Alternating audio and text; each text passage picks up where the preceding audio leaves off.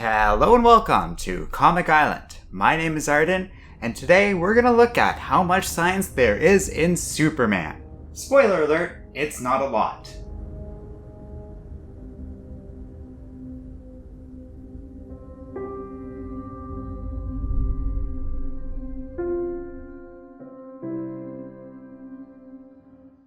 Well, we're back with my third entry in this new little experiment I'm trying out, looking at the science behind various characters, teams, and concepts within the world of superheroes. I put a few characters up for a Patreon poll along these lines, this time aiming to look at one of the few tentpole characters that really define Marvel and DC, to see if this series can handle taking on one of the bigger characters in a meaningful way. So between Batman, Spider-Man, and Superman, all characters that have been talked about a lot, that would be a challenge to talk about in a new and interesting way, well, it turns out the toughest choice of all was the winner. That's okay, because that was the goal of this poll, to really see if I can add something new to the conversation about Superman. I don't mind, pretty much any of these three were going to be tough to talk about for different reasons. Yet Superman, of all characters, really feels like the most daunting of pretty much any superhero out there. I say that not to complain, but to point out the challenge of this video, reconciling science with one of the least scientific characters out there. For as much as magic and other superheroes may often defy the laws of nature and reality as we know them, even their power in a lot of ways often pales in comparison to Superman in terms of raw strength and ability. His physical strength is massive enough. Superman has been depicted as moving planets with his own force and could easily destroy entire worlds if he wanted to. In Grant Morrison's All-Star Superman, the Man of Steel was able to lift 200 quintillion tons, and he wasn't even able to use his full strength. In that story, Superman was more empowered than usual, but it outright states this is only about triple the amount of his normal physical strength. To translate that into something you can wrap your head around, by my best estimate, even at a normal power level, Superman can exert a force on a level comparable, but not quite at the level of the combined force if you were to take the mass of the Earth itself and use it as some sort of crazy projectile. That's what it's like to be hit by Superman at full force, as if a small planet was striking out at you all at once in one concentrated tiny little fist. He's strong, preposterously, enormously strong. But there's also a ton of caveats and other features to this power set. Outside of his weakness to kryptonite, magic, and certain forms of telepathy, his durability seems to be on a level comparable to his own strength, meaning he can survive just about anything so long as he is sufficiently empowered to do so. So as long as he's in the general proximity of a yellow sun or some other form of similar energy, he's pretty much unstoppable, and on top of all that, he's got a crazy list of other powers. He can fly, he can move at incredible speeds, comparable to the Flash, even allowing him to travel through space at incredible distances.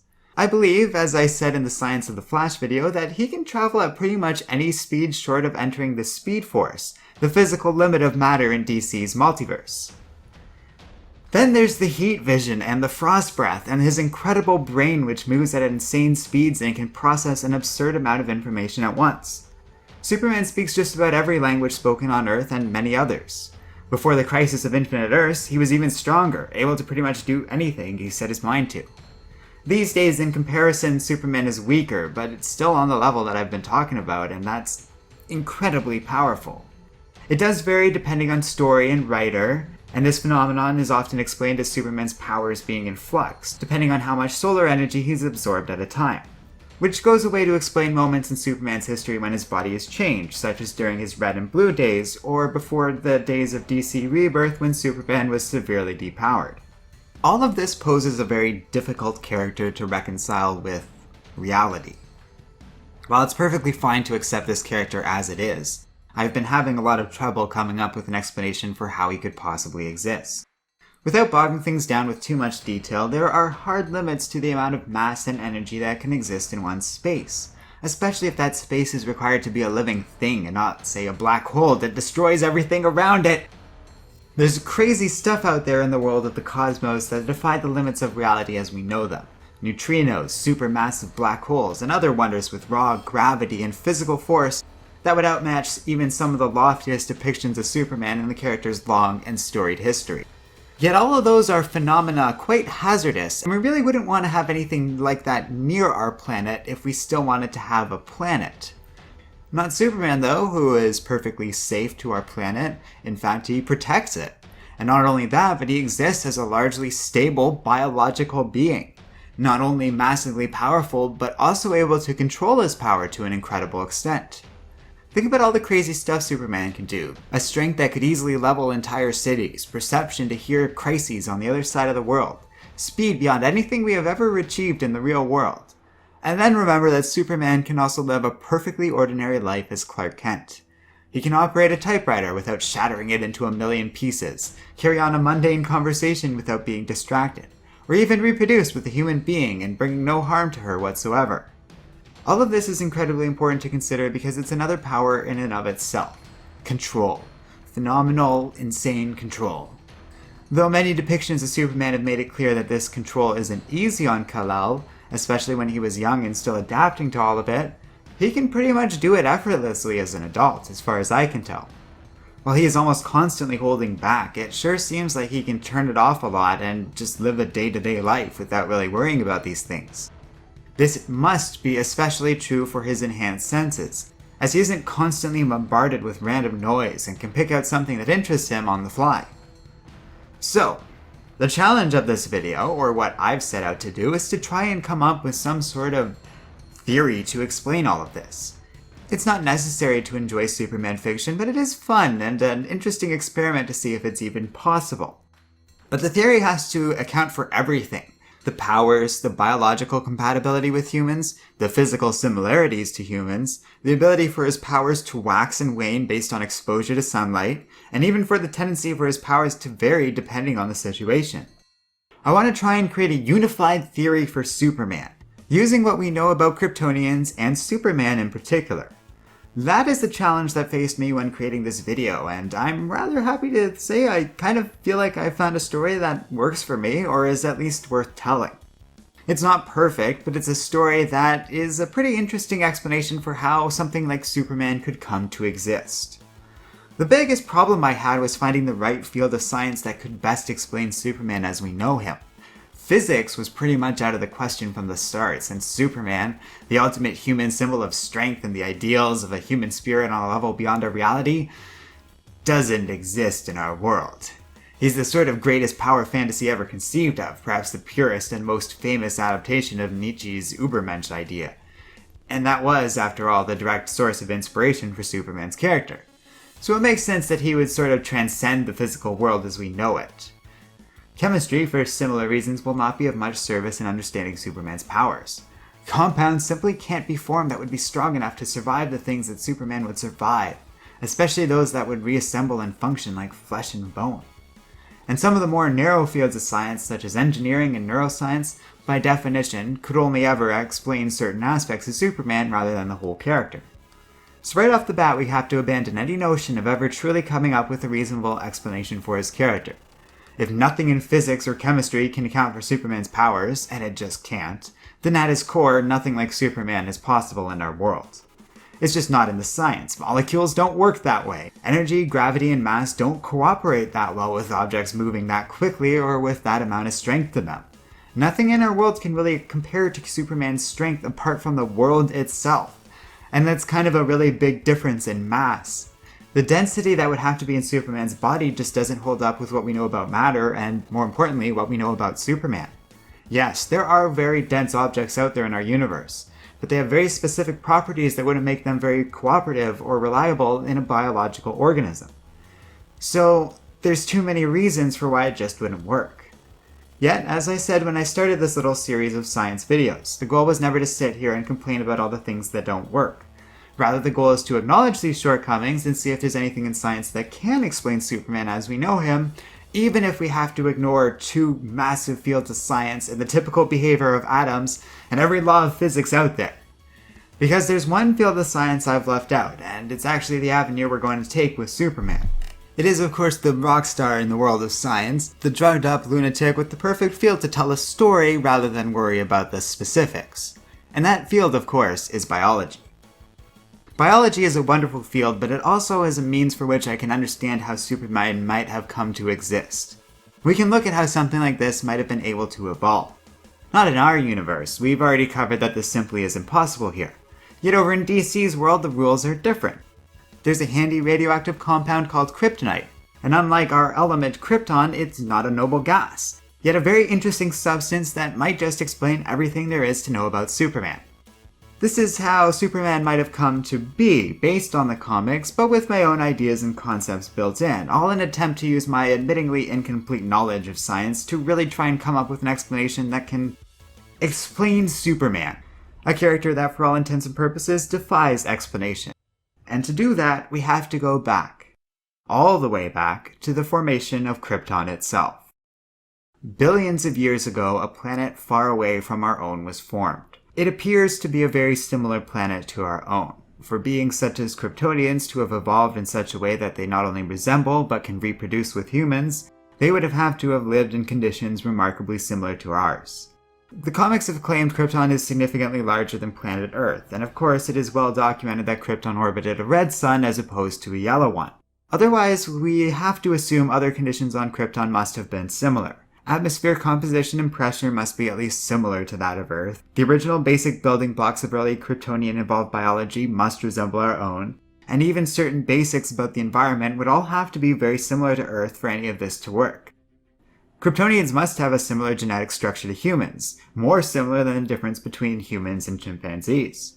Our bodies pretty much have to rely on similar proteins for cell composition, identical genetic structure and molecules, and even similar nutritional requirements and content found on food originating from Krypton.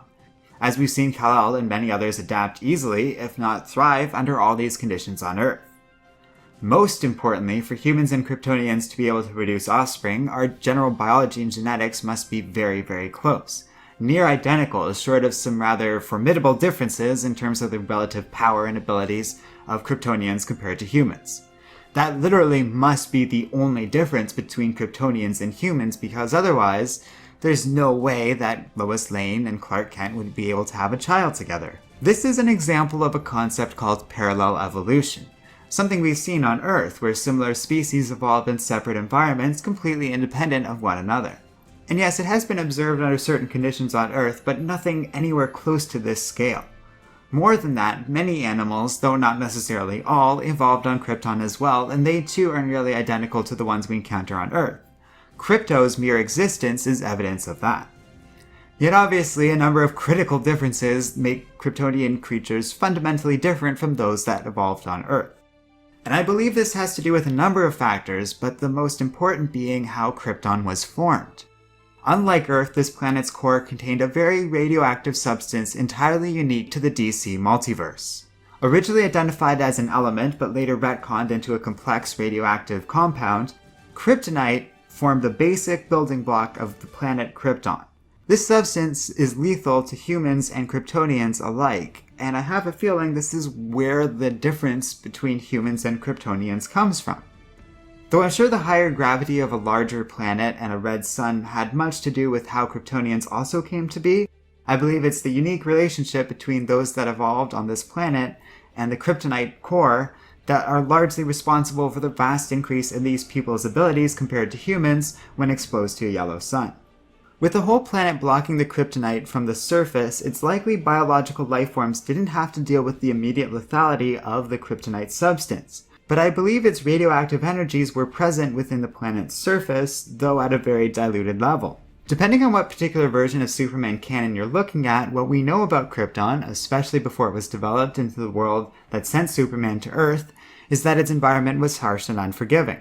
In spite of it requiring to have certain similarities to Earth, this was a world where at least one version of Doomsday was chosen to be raised on the surface, specifically because it was so dangerous. It was a probably very difficult planet for life to evolve on, pelted by radiation from the red sun in the sky and the kryptonite buried deep below, and as such, I feel like those who evolved on this world developed a tremendous ability to not just survive radioactive waves in all their form, but to use and harness that energy, although only to a very limited degree. The red sun would be the default for any creature living here, and it was likely harnessed just enough to keep the ambient kryptonite at bay. In the day-to-day life of these creatures, this energy would be used up constantly to keep them biologically stable. It wouldn't mean much, but on another world, with different solar radiation, well, suddenly, Kryptonian physiology was able to process that energy far more efficiently, and didn't have to expend that energy fighting off kryptonite radiation. This leads to an exceptional increase in power. The bodies of Kryptonians become malleable and sturdy in their attempt to withstand the world of Krypton, allowing for this energy to be absorbed and adapted in all sorts of manners, accounting for the various powers and changes Superman has had over the years. This system isn't perfect because it wasn't evolved to be used in such a way, hence how Superman's powers can wax and wane at times, going dormant or temporarily transforming Kal-El into unique and unexpected forms, especially after Superman makes heavy use of his powers, is exposed to a unique form of energy, or is badly injured. All of which could nicely be explained by having some sort of system that intakes and outputs energy that often goes into flux. Meanwhile, when Kryptonians are once again exposed to red sun energy, their bodies aren't really used to harvesting it any more than they used to, and at best they are only slightly empowered when compared to a human. Kryptonite, meanwhile, a mild hazard at worst on the surface of Krypton, would still be intolerable at higher doses to pretty much anything. This must be a very powerful form of radiation, given that it seems to outright disrupt the normal biology of a Kryptonian almost instantly. But it's worth noting that this stuff is pretty consistently shown as being super lethal to just about anyone with excessive use. The reason that Kryptonians are disproportionately affected by kryptonite is that their bodies have this mechanism to absorb energy. So when they are exposed to kryptonite, they immediately absorb its energy and are badly injured by it. Humans are exposed to it like any other form of radiation. It's hazardous, but the effect isn't quite as immediate as it is to Kryptonians. This isn't a perfect explanation. In fact, it is a bit lacking in explaining why red suns don't power Kryptonians whatsoever, but I contend that red suns do, just not nearly as effectively as yellow suns. Other different stellar bodies have different effects on Kryptonians, and we've seen that Kryptonians near a red sun can still fight, just not quite as a full-fledged, nearly godlike superhero.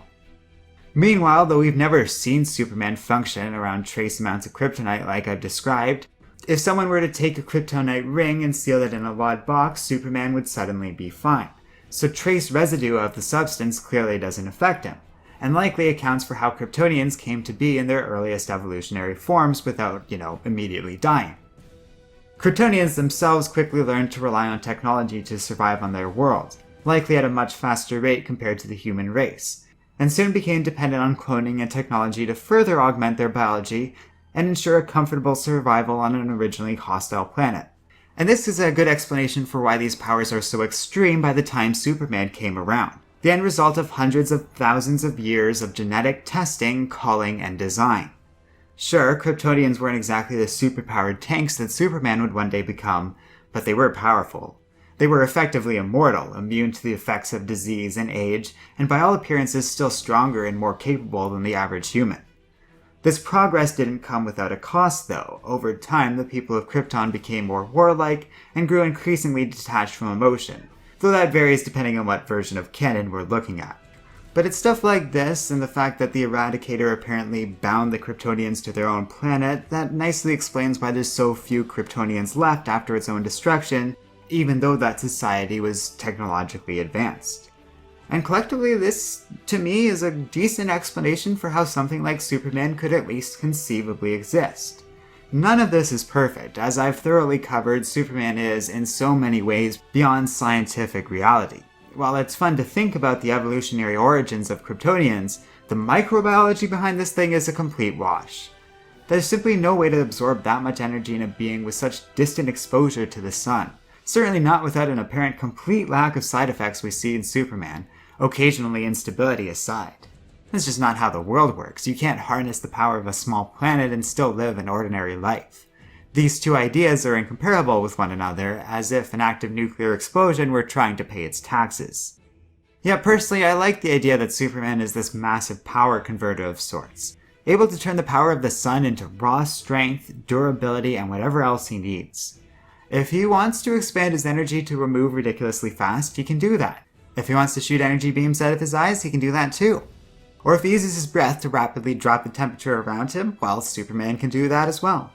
It's fantastical, yes, but that's what Superman's kind of all about.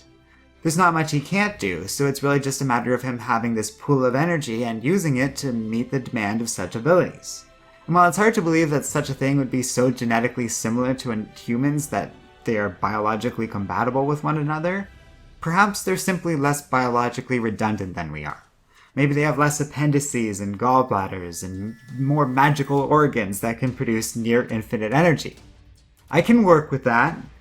Somehow, beyond science, Superman's cells and bodies can do the impossible. And while that's well beyond anything that will ever exist in our world, well, that's pretty much the whole point of Superman to begin with.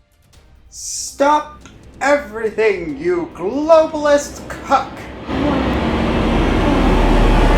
Hey, I'm only half globalist and half cuck. How dare you suggest that Superman was born from an evil theory such as evolution? Obviously, Superman was created in 6 days by an all-powerful being 5,000 years ago. Christ is dead! The only true God is Dr. Manhattan! And he is the one who has created the DC Universe for all of us to enjoy. For one express purpose. Cross-franchise multi-marketing! Well, we'll see you next time. Thanks for watching, and don't forget to like, subscribe, and keep reading comics. Hey, how about a Watchmen toaster? A Watchmen That's right, we're going to be selling our Doomsday Clock for the next 5 years. And then we've got, of course, the Watchmen nice ham sandwich and merchandise. All of Plus, we need to start a whole cinematic universe to start out with the new guy on Amazon.com.